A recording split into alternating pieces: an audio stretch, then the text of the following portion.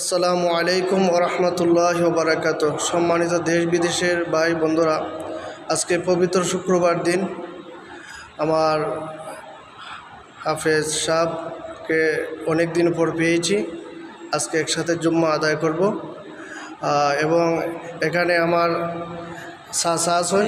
চাচার জন্য সবাই দোয়া করবেন। আল্লাহ পাক রব্বুল আলামিন যেন চাচার নেক হায়াত দান করেন।